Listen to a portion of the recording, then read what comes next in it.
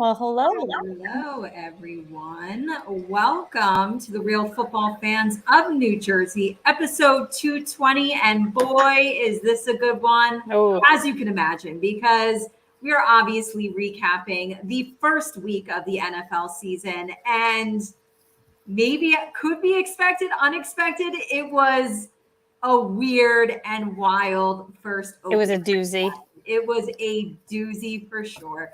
So we have lots to talk about in the world of football, lots to talk about in the world of housewives. But we did poll you guys on our social media pages, and we are going to give you the results of those poll questions. So, question number one ties into week one of the NFL season. Is Green Bay in trouble, or is this just a repeat of week one, 2021, where they, lost to San Fran opening weekend last season? 70% of you said it is just a repeat of last year. No need to worry that Green Bay is not yet in trouble. Caitlin, what did you say for this one? I agree. I mean, I actually think, and I'm going off of what I learned last season. I think last season I was like, "Uh-oh, they're in trouble," and we quickly learned, they really weren't. So I'm going to take advice from myself to not be worried about it. I agree with our audience. I don't think they're very much in trouble. Yeah, if Aaron Rodgers saw this poll question, he would say RELAX, relax. Relax. Green Bay has had like weird little moments the last couple of seasons where maybe they open up with a loss or maybe they go through like a little baby bit of a drought. But you can kind of always count on death and taxes in Green Bay, usually either winning their division and or making the playoffs. So I'm not worried about Green Bay just yet. I do still think they're the favorite in that NFC North division. So I think everybody can stay calm. My vote was they're not yet in trouble. Okay, number two, in the Jets-Cleveland game this weekend, which backup quarterback will throw for more touchdowns, Joe Flacco or Jacoby Brissett? Kate, what'd you go with? I went with Jacoby Brissett on this one. Okay, well, 52% of you guys also went with Jacoby. I went with Joe Flacco. It has nothing to do with Jets versus the Browns. It honestly has nothing to do with Flacco versus Jacoby. I just think with Cleveland, they have two amazing running backs in Kareem Hunt and Nick Chubb, where yes, Jacoby needs to get them down the field, but you don't necessarily have to rely on him as much in the red zone. I think they hand it to guys like Nick Chubb and Kareem Hunt. And I could just more see the possible Jets touchdowns coming from Joe Flacco versus, the touchdowns coming from the passing game for Cleveland. Yeah, no, good point. I like the way that you looked at it like that, as opposed to just, Jets versus Browns. That's how I looked at it. So I like that you kind of went a different route. I kind of feel like Jacoby and Joe, when you look at their week one stats, they both have one passing touchdown each. Joe Flacco was in the 300s as far as passing yards go. Jacoby was under 200. But I still look at these guys as veteran quarterbacks in the league. Yeah. Yes, they're backups now, but they've both had their time as starting quarterbacks throughout the league. They're veterans at this point. They're if your main guy can't go, they're two teams, then these are good guys to have step in and fill in. So I think on a playing level, they're pretty even. So that's the reason I looked at it through the run game. All right, and final question. This is a Housewives one.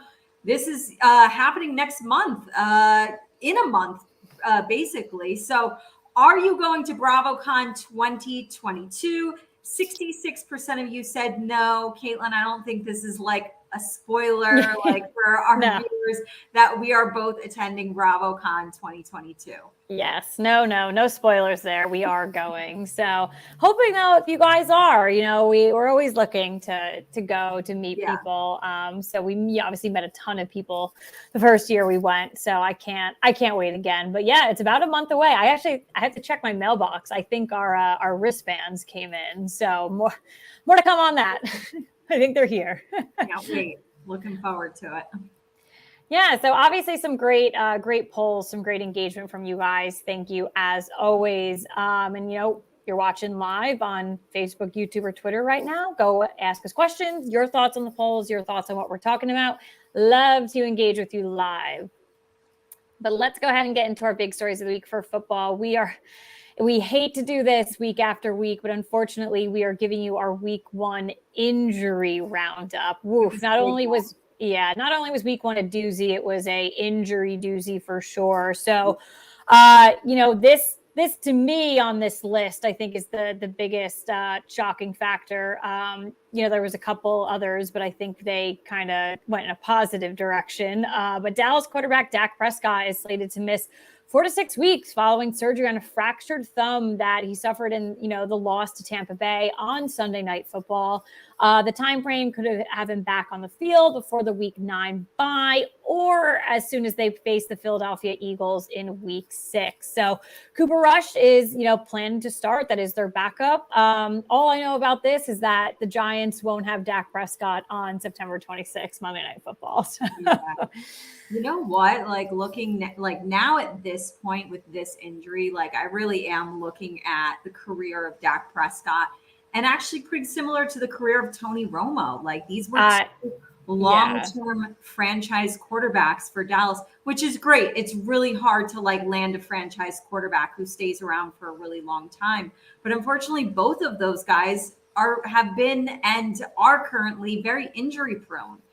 So we've seen a very banged up injury career of Dak Prescott. Obviously, Tony Romo played through a lot of injury, but there was also a lot of time that he was out. And this is a huge blow for Dallas, who I think a lot of people believe are going to be in a really tight division race this year. So, this is not going to help whatsoever, especially the fact that they're going to be playing the Giants in 2 weeks. They're going to be playing Washington during that stretch. They're going to be playing Philly. So it's not good to have him out especially for those division games. No, not at all. All right, moving into 2 injuries out of Pittsburgh. Unfortunately, later in the game on Sunday, Pittsburgh lost linebacker TJ Watt and running back Najee Harris. Watt suffered a pectoral injury and it could be out for a couple of weeks. I think it did come out either late yesterday or early today, though it's actually on the less severe side. So he doesn't need, so he's not out for the season, which I think a lot of people were thinking that. And then Najee Harris seemed to have aggravated his foot injury from the off season, but the injury doesn't appear to be major. So that was the first one to come out after the game, and the day after that, Najee it looked like it was okay. Obviously, we've been all waiting on TJ Watt this week because you even saw him leave the field. And he mouthed it like, I tore my pec. Like that was that came out of, Dr. Watt's mouth that he already self-diagnosed himself. But luckily it does not seem to be season ending for him. So and let's talk about that defense. They're going to need him. So yeah, absolutely. All right, in San Francisco, running back Elijah Mitchell, I skipped on, but I'll go back to Elijah Mitchell. He's expected to miss at least 8 weeks. This is a big one for them with an MCL sprain. He will not need surgery. So we're going to look at, running back Jeff Wilson to fill in while he's gone. They're also going to, wide receiver Deebo Samuel can be that dual threat from a running and a receiving standpoint. So they're going to look to him too. And then also see what Trey Lance can do from a rushing perspective as well. So they have options, which is good, but that's a huge blow to San Francisco, especially right out the gate. Huge blow to Katie's fantasy football team. and to Katie's fantasy. I did have Elijah Mitchell as my RB2 on one of my teams. I was lucky enough in the waivers to pick up Jeff Wilson. So we'll see what he can do for me. And obviously I have a nice IR spot on my bench for Mr. Elijah Mitchell. But yeah, that's definitely a blow for Sanford. Good waiver claim though for you. Yes. So this one sucks as well. Seattle safety Jamal Adams on Monday Night Football was carted off with a serious knee injury, did not come back. Pete Carroll did not offer a timeline regarding his ability moving forward. But listen, just from what I've seen out on, in the Twitterverse, it doesn't really look good. So that one seems bad. Yeah. Not good. And then Tampa Bay wide receiver Chris Godwin suffered a hamstring strain and will miss a few weeks. But there is optimism that, again, it is not a major injury. We're kind of seeing that across the board here, which is great. Godwin is coming off a torn ACL, remember, from late last season. So, but in the game, though, 3 catches, 35 yards, 19 plays before the injury actually happened. And a lot of these are a lot of the injuries that were reported on. We saw so many players get carted off the field, go to the sideline, go into the tent across many games. We had a couple with the Giants as well. We saw Derrick Henry go into the tent early on. It was obviously cleared to be nothing. T. Higgins is out with a concussion, but he's day to day for Cincinnati. I'm blanking on.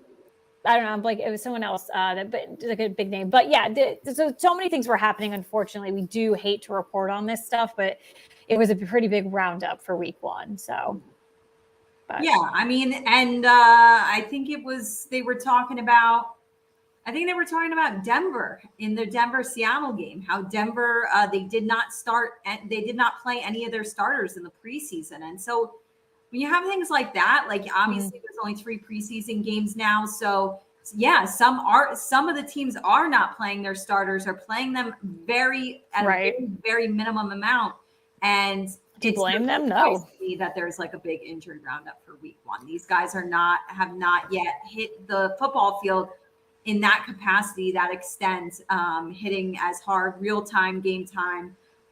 So this definitely sucks. And obviously, if you play fantasy, just pay attention because we just rattled off some big fantasy names right there. Make sure you hit your waivers and you make some replacements. So, absolutely. All right, but besides injuries, let's just talk about our week 1 thoughts. It was an insane week 1.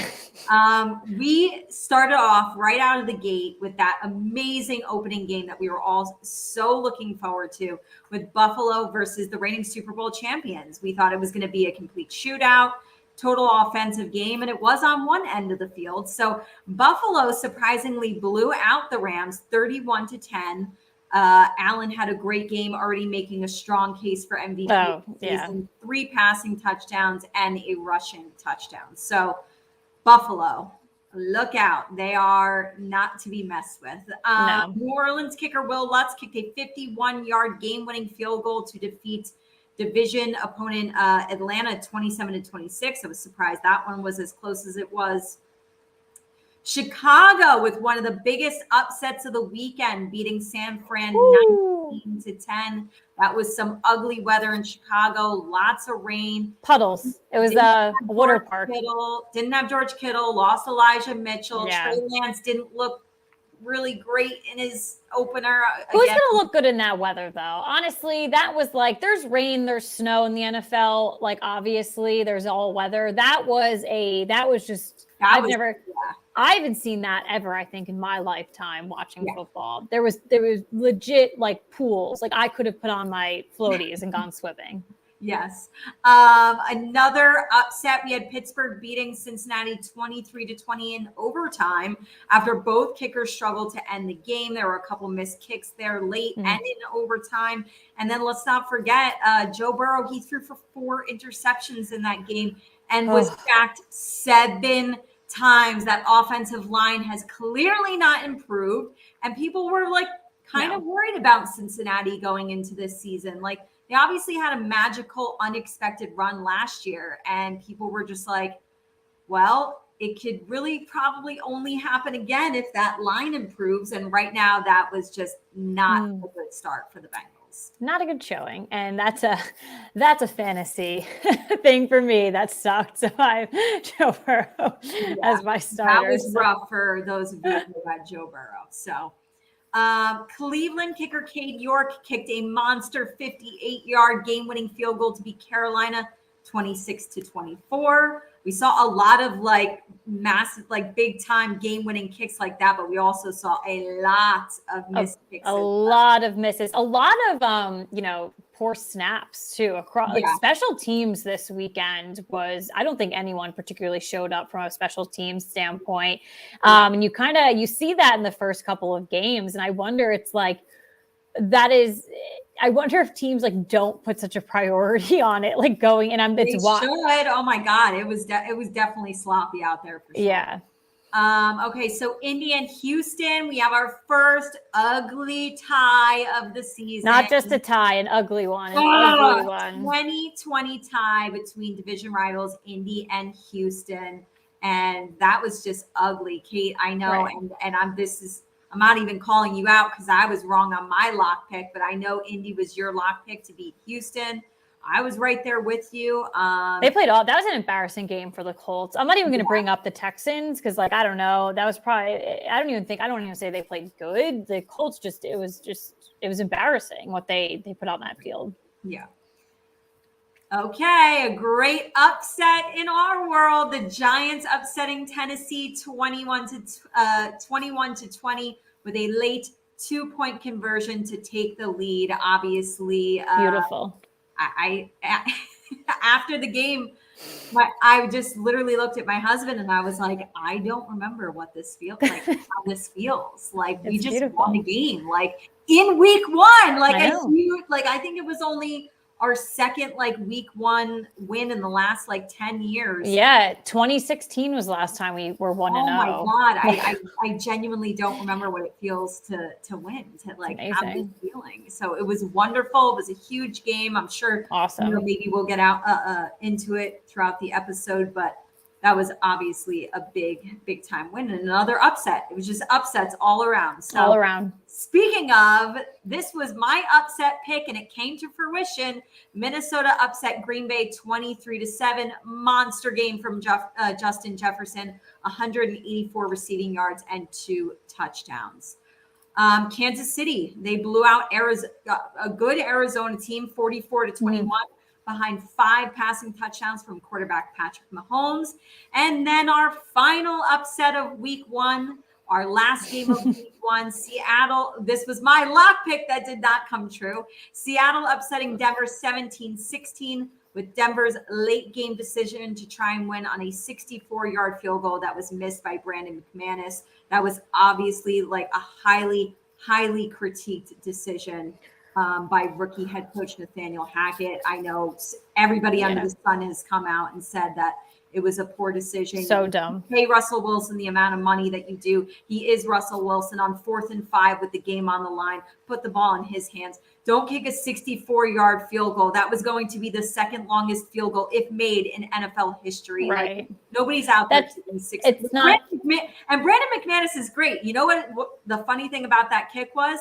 He had the distance. He did. Went off to the side. Right. So nothing against Brandon McManus, but when Russell Wilson is your quarterback, who is one of the best like 2-minute drill quarterbacks, like Harry who can keep plays alive, you put the ball in the hands of Russell Wilson. So you literally so basically I love that you brought up like paying him, because the best thing that I've seen is that, wow, like the Broncos just paid millions of dollars to lose a game on a 64-yard field goal. Like it's true though. It's so freaking bad. So it was I saw a lot of exciting football in week one, obviously a lot of upsets, but I definitely think we can agree that there was a lot of ugly football. Like just honestly, so many turnovers from teams that are talented. Weird decisions. Like it just looked like sloppy football. And yes, you're right. Like a lot of talented teams.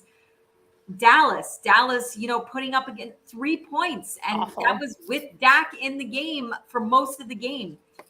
We see their offense looks getting blown out.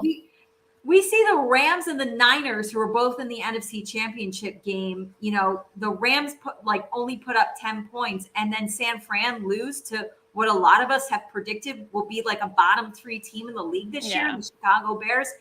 Weird week one. I said this to Caitlin when I was making my week 2 picks today. No lock pick feels safe now. So that being said, Shall we get into it? Let's get into our week 2 picks. Obviously, we do this every single week throughout the season for you. Katie and I will both give you our picks. Plus, we are giving you one lock and one upset for you to take a look at. And you guys do whatever you want with this information. So we both actually have it on track with each other this week. So you guys won't lose or you won't be confused about what we read off to you. So why don't you go ahead and kick us off here? All right. So in week 2, I am going with Kansas City, Cleveland, Detroit, New Orleans. Dare I say it? The New York Football Giants. No, I don't want you to say it.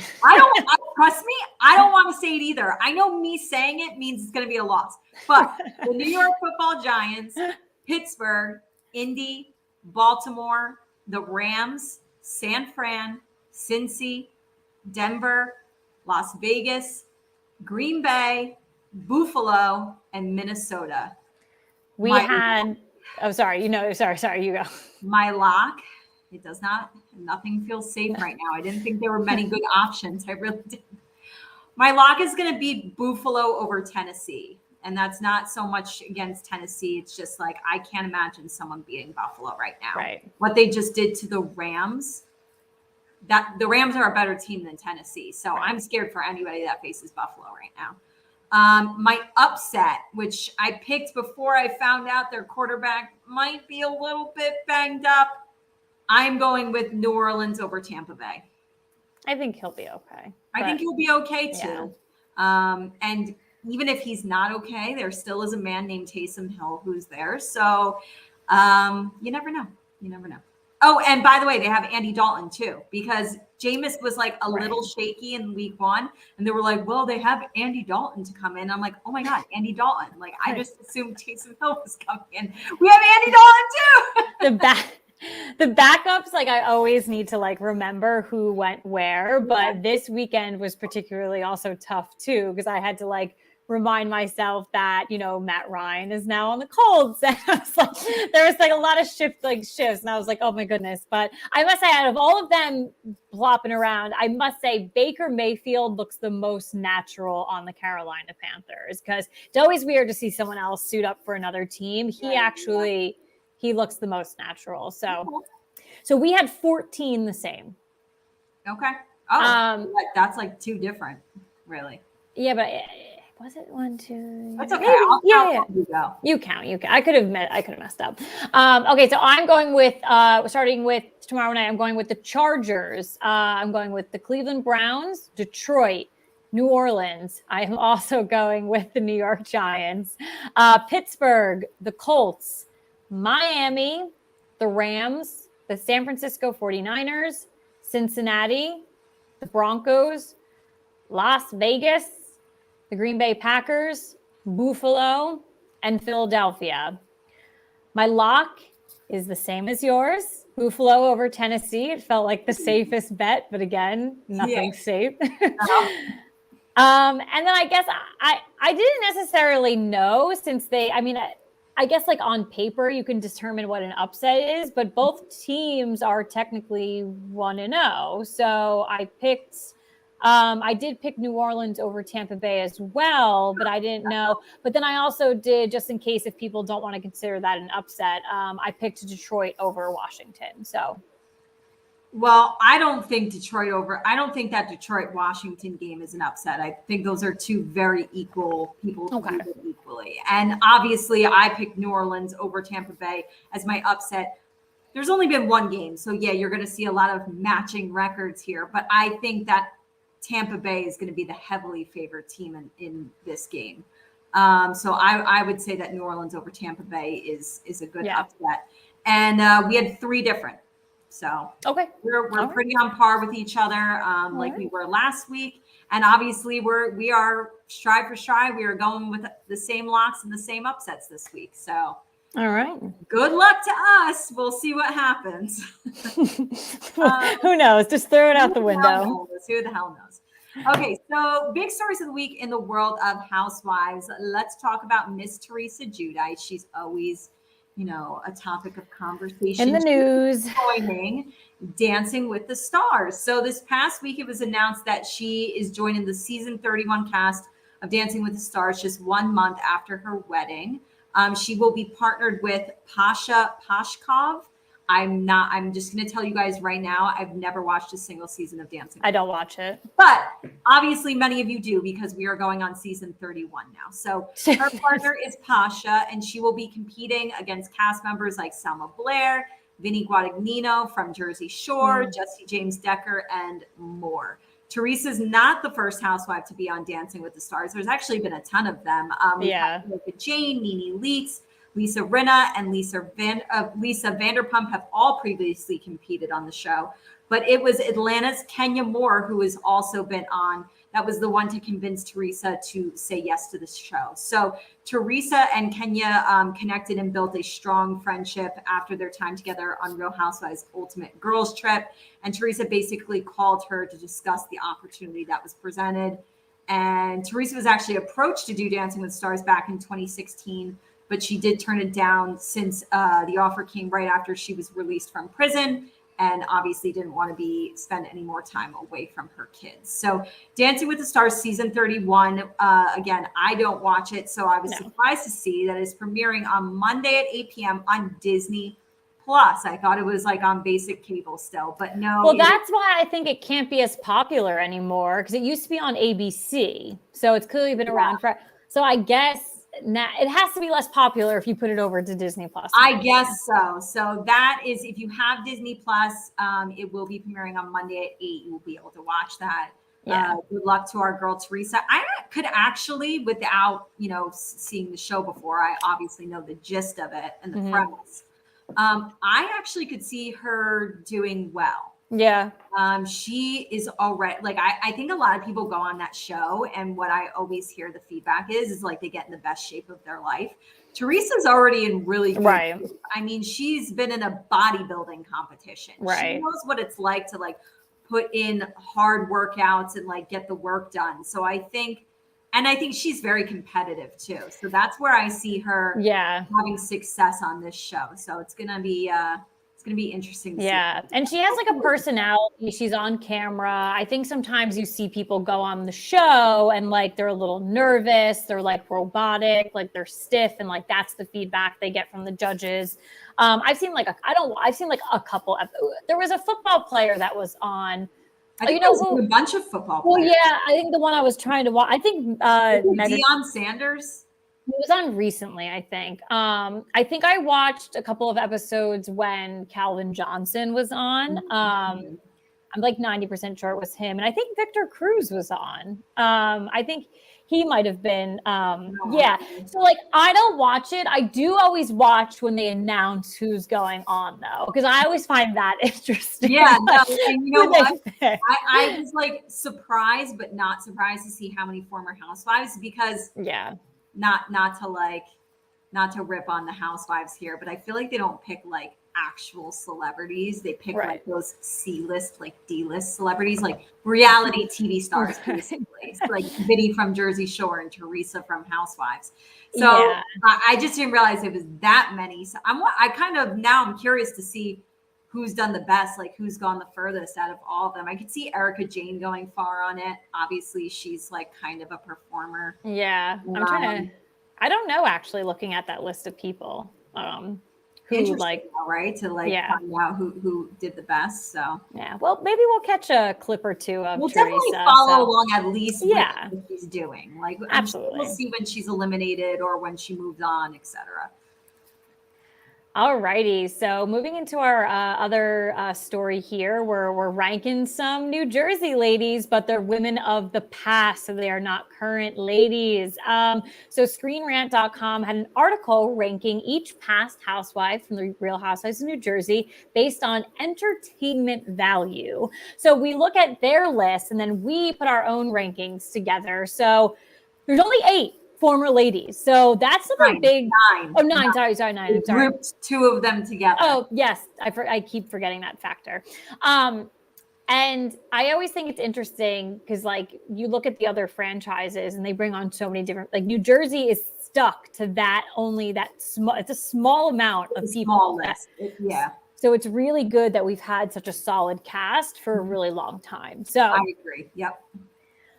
So just to give you guys a heads up of who these individuals are, we have Amber Marchese, Caroline Manzo, Danielle Staub, Dina Manzo, Jacqueline Larita, Kathy Wakili, Nicole Napolitano, Siggy Flicker, and Teresa Apray.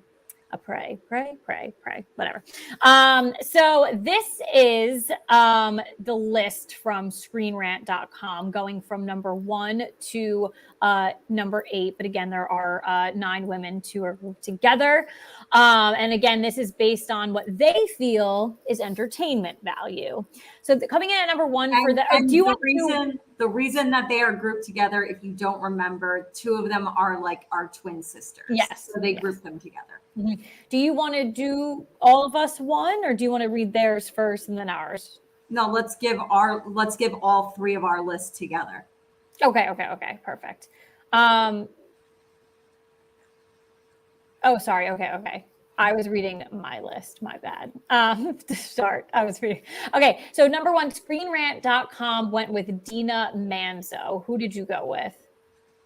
I'm going with Caroline Manzo, and from an entertainment standpoint, it's because what she brings to the table. And what she brings to the table is her entire family, who was a huge part of the New Jersey franchise. Her daughter, her 2 sons, her husband, and so much so that they had spinoffs that, everybody knows her, the members of her family. And she was such a strong, fierce presence herself, just alone. But then she came with an army. So I feel like you're getting like a whole package deal with Caroline.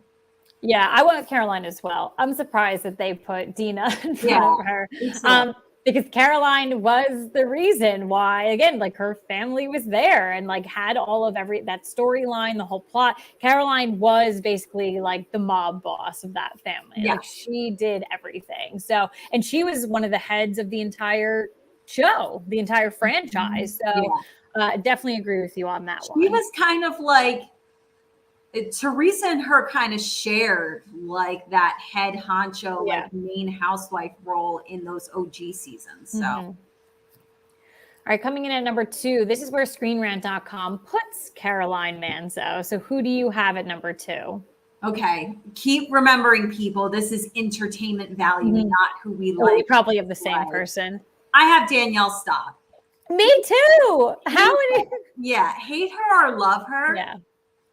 Number 1, she's already included in the most iconic, well-known Jersey scene of all time. She is the source of that fight with the table flip and Teresa. She's in 2, the pool. She's in the hair pull with Margaret. That's like another huge one. I feel like when what's her face, when Jacqueline's daughter Ashley pulled her extensions at that party, like. Yeah. Danielle is the source of major drama and fights. Her wedding was crazy, like all of it. Yeah. Danielle has always brought good, like I feel as though you look at Danielle and you look at what reality TV people who are casting like look for, and she's like the perfect person for reality TV. Love her or hate her, she ignites something in you while you're watching her. 100%. I mean, there's probably people out there that could argue her for number 1 in this spot. 100%. Yep. So I agree with you. Definitely number 2 here. All right. Number 3, they have Kathy Wakili. Yeah. I'm going with Jacqueline Larita. I wasn't a Jacqueline fan. And obviously I didn't, hate her like Danielle, but I was never a Jacqueline fan, but you can't deny that she was another like main presence in the OG, in the original seasons. Her friendship with Teresa was like a huge storyline. And I just feel like she's one of those main faces. I feel like we're going to go through the rest of this list and there's going to be people that, New Jersey fans, Housewife fans have sort of forgotten about, but everybody knows Jacqueline. She was just like another staple for this franchise. So this is where I'm putting Dina Manzo. I think that, not only does she had, the entire storyline when she was there, she pops up every now and then now. Like she's coming in still. And I think it's a lot to do with she spoke to this former cast member recently, or they always bring up can Caroline come back? She's always right around the corner of, can we bring Dina Manzo back? So when you're stirring these rumors and these, potential comebacks and your name is on it, people don't just stir that for no reason. So I think she definitely left her mark and had a bunch, to do and to say while she had her time there. Okay. All right, number 4. This is where they're putting Jacqueline Larita. What do you have at number 4? Number 4, this is where I have Dina Manzo. And I am stunned that Screen Rant has Dina at number 1 because I have her at 4, but I'm not going to lie here, people. I think the way I just said Danielle is a perfect reality TV show cast member. I feel like Dina's a little bit of the opposite. I feel like she doesn't fully share her life. I feel like she's kind of a little bit boring, to be honest with you, as far as reality TV goes. She didn't, we were talking about Caroline coming on with her family and like, you get that whole package. She was very private about, we saw her daughter here and there, but not really. Yeah. Obviously we didn't really see anything with her ex-husband. She wasn't dating anybody at the time. Obviously now she's married post Housewives life. But I just feel like Dina is 4 on my list because she was another main staple from the get-go. But she's a little bit of a snooze fest, I think. I don't know. No, yeah. I mean, it's not wrong, incorrect. Which is funny because, I have Jacqueline Larita here. And I think you're right with her and Teresa's friendship was, huge during their time. I actually thought Jacqueline was quite boring sometimes. I thought Jacqueline was a B. Like I really did not like her. When she did put on that like bitchy mode and that bitchy face and kind of tried to start stuff with people, I would just kind of always laugh to myself because she did have those other moments where she was kind of boring. And I would just if she ever tried to be like that with me, I would just be like, okay, Jacqueline, relax. You really are not intimidating at all. But not only with Teresa, her and her daughter, her husband, that was her family was a big thing for the show as well. Well, I will say at least 1 through 4 for both of us, although we're not in the same exact order. I feel like these 4 women deserve the top 4 spots because they were OG cast members. Right. The rest of these women did not come in. They were not there in season 1. A lot of them were not there season 2 or season 3. So that's why I kind of feel like I at least we're both on the same page. 4 women deserve the top 4 spots. All right, coming in at number 5, Screen Rant has Amber Marchese. I went with Kathy Wakili here, and I went with Kathy because also in a sense of Caroline, I feel like she does bring her family very much so into it. She's a package deal herself. I really like her sister Rosie. She was always really fun to watch on the show. I enjoyed her. And Kathy was she wasn't super drama. She was definitely one of the more pleasant, sweeter housewives. But again, I liked the crew that she came in with. Yeah, I 100% agree. And that's why I have her at my number 5 spot as well. Yeah. All right, coming in at number 6. This is where they have the twins with Nicole Napolitano and Teresa Apre. Who do you have at number 6? Number 6, y'all know this is one of my most hated. I have Siggy Flicker. Me too. Yeah. I mean, the rest of the list is I think you had to put her here. 100%. Siggy, she was a big personality. She was. And she was very loud and very in your face, and she would have fights and have drama. So I guess that makes for a good housewife. But obviously you guys know I couldn't stand her. I have Siggy at number 6 as well. But again, she brought it. So it was, you're right. It was big what she brought, but she still did. So, all right. Excuse me.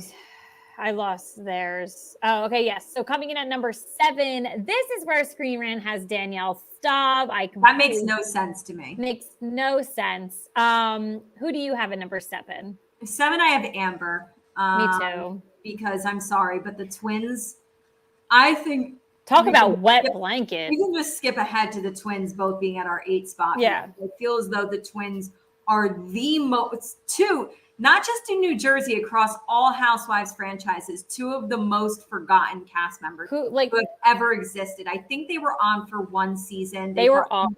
They brought nothing to the table. They were both annoying. I don't think audience members that watch, I don't think anybody really, grew fond of them. I don't think anybody necessarily, they weren't bad by any means. It's not like they came on and they were Danielle and they were evil. They were fine human beings, but I just felt nobody made any sort of connection to them, good or bad, honestly. No. And Amber was awful too, because obviously she came with her husband, Jim, who is hands down one of the worst human beings ever. Yeah. Yeah, I mean, I'd put them, all three of them, at the last spot, to be honest. So I just didn't. But Scream Rant, honestly, our lists are way better, because they shouldn't have Dina at 1, and they damn well shouldn't have Danielle at 7. So what type of when I look at Amber and then the Twins, what type of entertainment were they giving you to put them in that spot? Nothing. That was just a really poor casting job that season to bring those girls on. What was Bravo doing at that time? What type of drugs were they on? Not well, they were not well. They were not well at all. All right. Well, that was a fun little kind of story / game there for the World of Housewives. But we are going to get into our actual game of the night, and it is football related, and it is called We're Back, Baby, Week 1 Superlatives.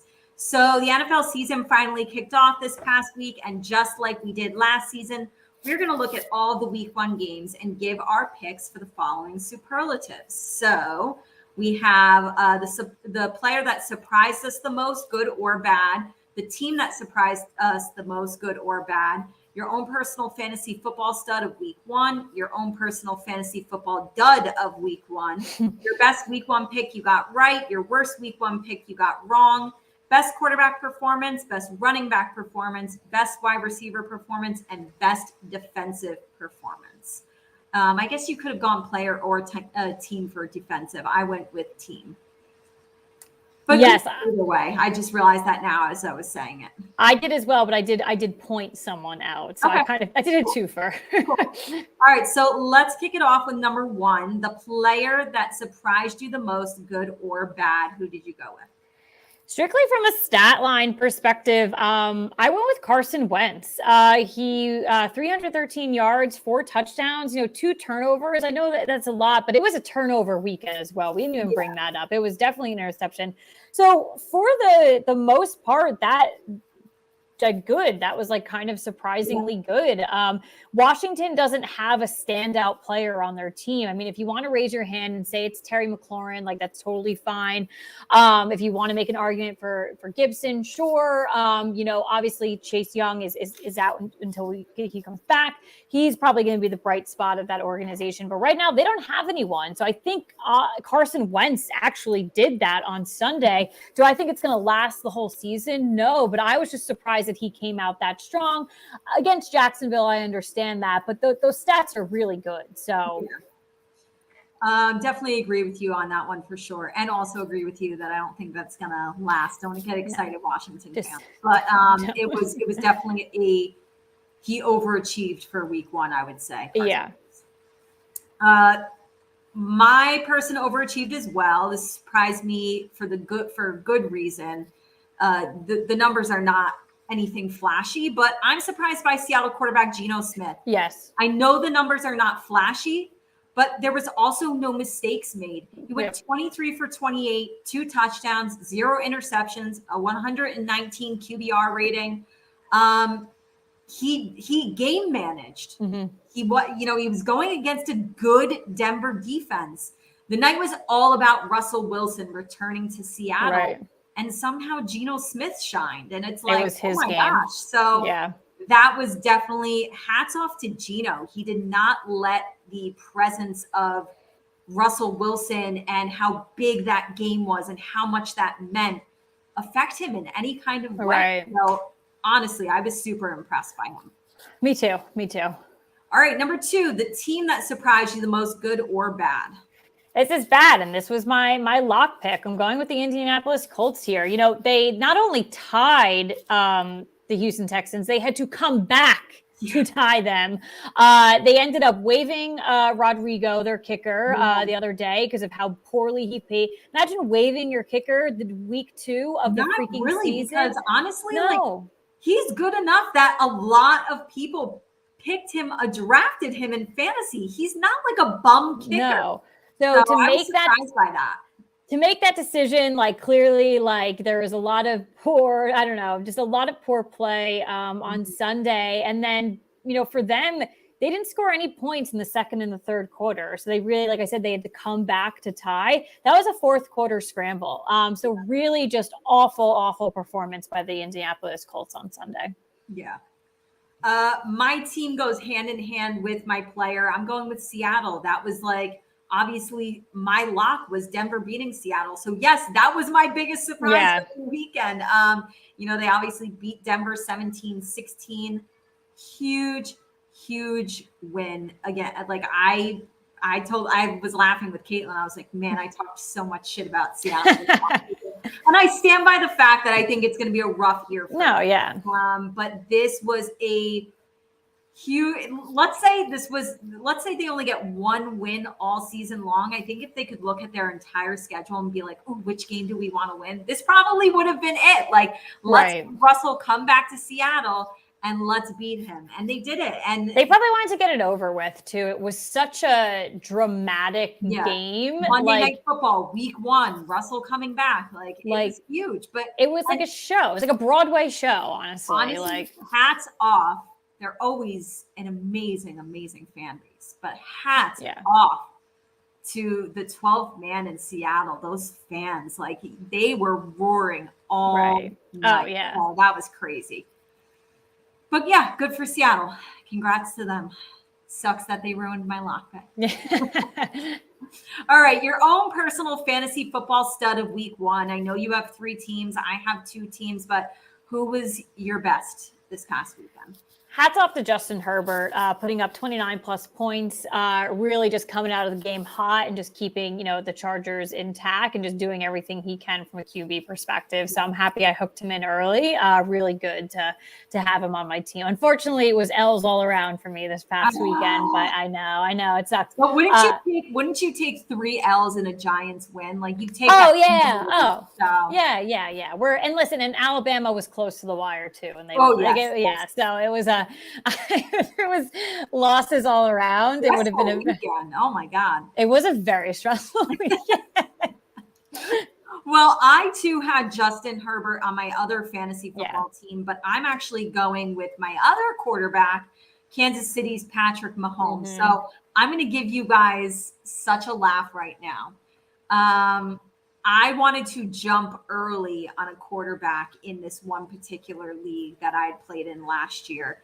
And I was like, I don't care what anybody thinks. I was the second one to take a quarterback, and I took Patrick Mahomes with my 3rd pick. And the reason being is because the points that the quarterbacks get in this league are so insanely stupid. So I want to just let you guys know that Patrick Mahomes throwing for 360 yards and 5 touchdowns got me 79 points. What the fuck? I would have won my fantasy. For example, Justin Herbert having that amazing game in my other league got me like 26 points. Yeah. So I could have won with those points. Like, I don't care what anybody says or thinks. Like I'm locking down like a quarterback. So, and by the way, I still lost. I know people that scored. I went 1-1 in fantasy, and to be fair, the team that I did lose to had the top points out of anybody in our league. I actually had the 4th highest, but happened to be playing the person who was crushing. All right, your own personal fantasy football dud of week 1. I feel like there was a lot of duds. Yeah. Listen, like I'd love to say Joe Burrow here, but he actually got his points back up. So it was really rough in the beginning. I'm actually going with Zamir White on this one. I do like my pick of him for sure. Unfortunately, the Raiders were playing catch up the entire game. So they actually didn't use him on offense. He was a special teams guy they didn't get, so he never had the opportunity to actually take some, some snaps or whatever, to, get the ball a little bit, because they obviously have Josh Jacobs, and they're using, Darren Waller, and just everything like that. So, it's just unfortunate that he didn't see it. So, like, I don't want to call him a dud, but I straight up 0 points on the board. So, I'm going with Chicago wide receiver Darnell Mooney. I did have him in one of my flex spots. He got me 1 catch for 8 yards and 1 point. So thank you, Darnell, for that. Thank you. Thank you, kind sir. All right, number 5, your best week 1 pick you got right. I loved my Miami over New England pick, and it was such a phenomenal game by Miami. I've been talking them up a lot. I did have some hot takes on them going into the season. Going into the game, I'm sure a ton of people picked Miami, but it's just how they came out and how they performed. And it could have been any way. It's a divisional matchup. It's New England going down to Miami. Bill Belichick against a rookie head coach. Yeah, he got his team there on Tuesday. That's unheard of. He got that team there days before they were playing, so they were practicing in that ungodly weather. I think it was 100 degrees that game. So they were prepped. They just didn't do great. And I think Miami just really came out, as hot as they could. And so I loved that pick, and I loved the way that they played. So definitely. Well, I got my upset pick right. So obviously mine is Minnesota over Green Bay. That was a really good pick. I wish I could have watched the game. Obviously, that was during the Giants game. So we're not in the red zone on watching the actual Giants game. But I wish that was one of the games we were able to watch. Because I obviously you catch highlights and you look at the stats and stuff, but I would have liked to see it unfold in real time. Yeah. Your worst week 1 pick you got wrong. I already spoke about it. Obviously, my lock with Indiana losing to friggin' Houston. So tying. Oh, sorry, tying. Not even. It's a loss. It's a loss. It's a loss. Yeah. Obviously, mine is the same. My lock pick with picking Denver over Seattle. Okay, best quarterback performance. There were a couple of options here. Some of you guys really came out swinging. Yeah. So, when it comes to, to yards, touchdowns, interceptions, all of it, but, rushing touchdowns, putting all together, your main top guys were all across the board. I'm going to go with Josh Allen on this one, though. So he's a little below Patrick Mahomes when it came to yards. I think touchdowns too. But then, Josh Allen did have his rushing touchdown, but Josh Allen was just that guy in that game. He was moving his body up and down the field like I had never seen before. He is a large human being, and he is muscling himself through defenders. He is muscling himself into the end zone, but then he's also throwing beautiful passes to his teammates and getting them where they need to be. So while the stat line, you could have seen up and down numbers from other players, I did bring up Patrick Mahomes. I just think overall performance from the weekend, he really was it. What I noticed about Josh Allen and the Buffalo offense was how easy they made it look. I felt like the Rams were like fighting for every inch and every first. They were like out of breath almost. I felt like Buffalo was seamlessly moving down the field against one of the top defenses in the league. Right. So I'm telling you, like, Buffalo obviously is my pick to win the Super Bowl this year, and I'm already liking what I'm seeing. I did go with Patrick Mahomes. One of his most impressive stats actually was a 76.9 completion percentage, 5 touchdowns, 0 interceptions, no mistakes, 360 passing yards. That was the most by any quarterback in week 1. What a flawless, perfect performance by Patrick Mahomes. All right, number 8, best running back performance. I think my t-shirt says it all. I'm going with Saquon Barkley, our NFC Offensive Player of the Week. Honestly, a lot hats off to him across the board. Rushing, he actually caught some passes too, really led the Giants to victory. And this is something that I hope remains the same for the season. Just really did everything that he could. Another player that really just showed up and to prove that he was that guy on Sunday. So I got to give the best running back performance to him for sure. I have to give it to Saquon. I mean, 194 total yards, including 164 rush yards, which was the most rush yards by any running back in week 1. 1 rushing touchdown, 1 40-plus yard run, 2 20-plus yard runs, and obviously that 2-point conversion. Saquon did it all, and you're absolutely right. He led the team to victory, put the team on his back, went to work, and flashed, the old Saquon. Don't forget about me, ladies and gentlemen. Here I am. So it was amazing to see. Happy to see a performance like that. We haven't seen regardless Saquon or whoever at running back, we haven't seen a running back performance like that for the Giants in a long time. So yes. All right, best wide receiver performance. Came from your upset pick of the week. I'm going with Justin Jefferson and the Minnesota Vikings. 2 touchdowns, 184 yards. Just really, really solid performance across the board for him on Sunday. Justin Jefferson. But you know what? Just to say it, like we were talking about how like the top quarterbacks in this league, like Justin Herbert played amazing. Patrick Mahomes played amazing. Josh Allen. I feel like all the top wide receivers this past weekend. I mean, I have Cooper Kupp on one of my teams. Cooper Kupp came out, and yes, the Rams didn't do much, but it was the Cooper Kupp show on offense. Still, he had an amazing game. AJ Brown had an amazing game with his new team with Philadelphia. Yes, I have him on fantasy. He did Devontae very well. Adams with his new team with Las Vegas. All the top guys were giving you those top numbers. So a lot of really solid performances this past weekend. And then let's flip over to the defensive side of the ball. Best defensive performance. I'm going to go with the Pittsburgh Steelers on this one. They really, really brought it to Cincinnati with 4 interceptions. And then obviously, there was some fumbles going on. Minka Fitzpatrick had 14 tackles. Amazing. He played outstanding. Earned that money that he just got this offseason. Yeah. So just I mean, maybe they're coming out and they're telling people to, shut the F up, and they could be telling me that because I did not go into this season expecting much. So, good for them. Absolutely. I am going to go with Buffalo. I just think holding the Rams to 10 points in that opener, they had 3 total takeaways. They were solid. That's just impressive. As impressive as the offense was the defense. And it was just such a stellar team on both sides of the ball. So I love your pick with Pittsburgh. They were definitely top of mind for me as well. And the Bills just, again, holding the Rams to 10 points in a season opener, that was big time. Yeah.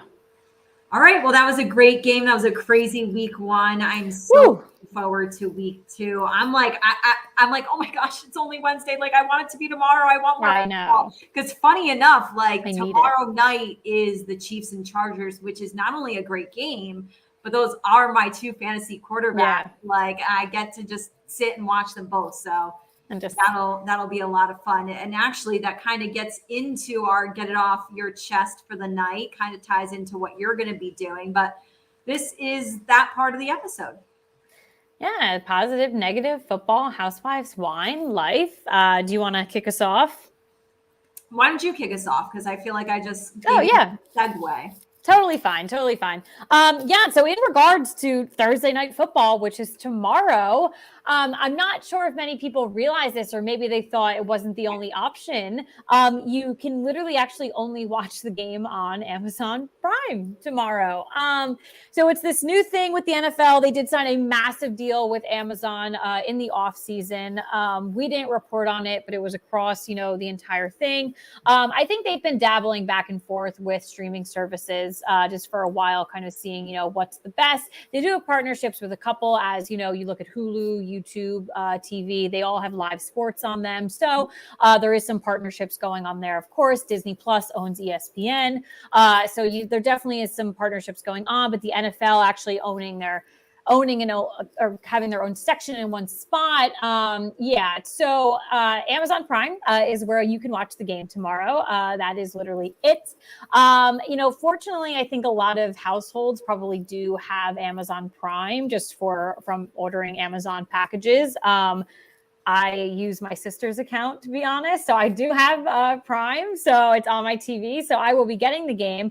I just think that viewership, it's probably going to be on the lower side. I think that the NFL kind of turns like an eye against, I think they want to believe that people actually don't watch on just regular cable anymore. It's where I watch all my games still.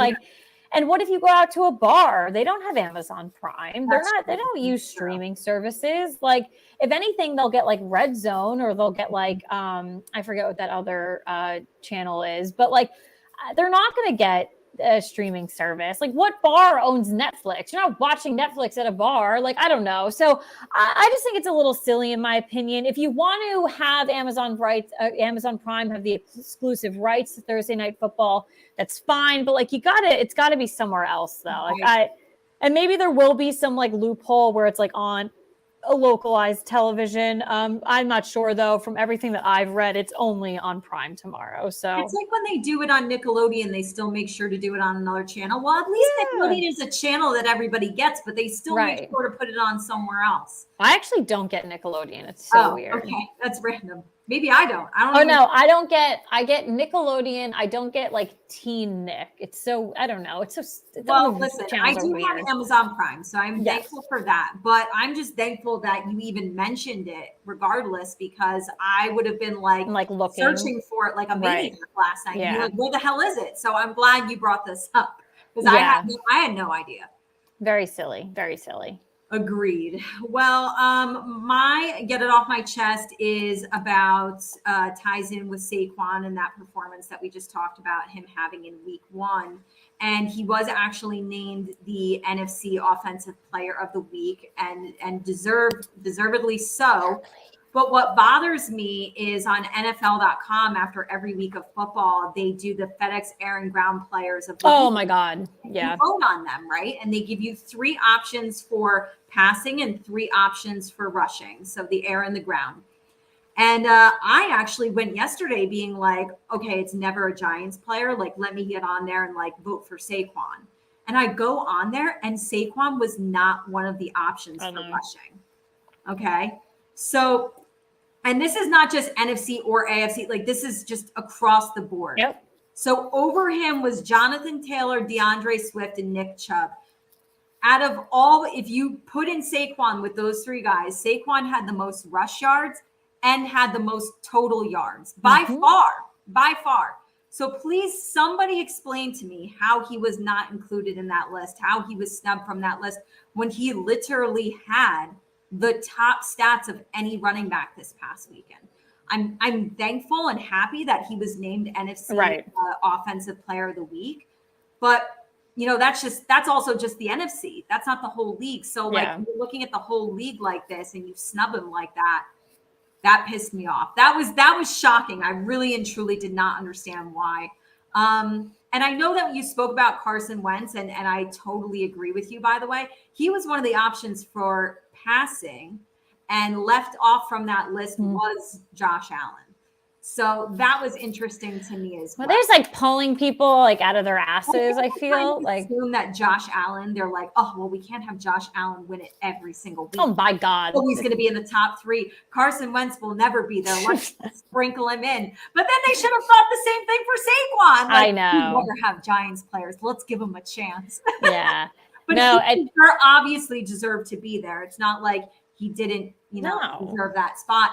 Not only deserved to be there, but deserved to win that. So it definitely, that bothered me a lot.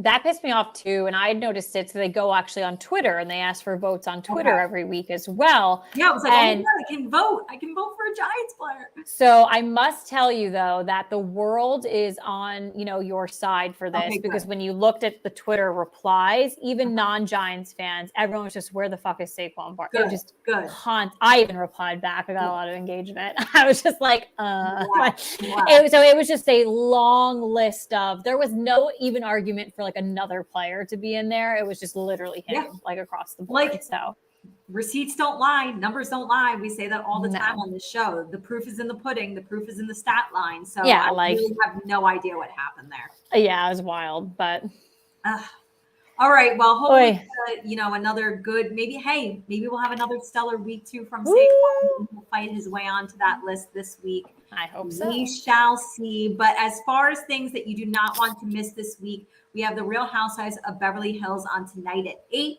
We have Real Housewives of Atlanta Reunion Part 2 on Sunday at 8. NFL Week 2, Thursday Night Football. We just said it. We have the Chargers at KC. It's going to be a really good game. Sunday night football, we have another division matchup, Chicago at Green Bay. Honestly, like if you had asked me before week 1, would this be my lock pick of week 2? Probably. Yeah. No lock pick is safe, people. Nothing. Like Chicago just beat San Fran. No lock pick is safe. And Monday Night Football, I didn't realize this, but we do have a double header. So I don't know why they do this either. First and foremost, we have Tennessee at Buffalo. That is mine and Caitlin's lock pick of the week. And then I think this was one of the hardest games I had to pick. I agree. It's very evenly matched. And I went back and forth on it in my mind. Caitlin, I know it's Minnesota at Philly. Kate, I know you went with Philly. I went with Minnesota. Yeah. I think this is going to be a super close game and a really good game. So looking forward to that one. And then college football, you do not want to miss number 12 BYU versus number 25 Oregon and number 13 Miami versus number 24 Texas A&M. Football is back, baby. I am so happy. Let's have another weird week 2. Why not? Let's just do it. Let's just bring it our way. And thank you guys so much for hanging out with us, and we will catch you next week. Have a great night. Good night.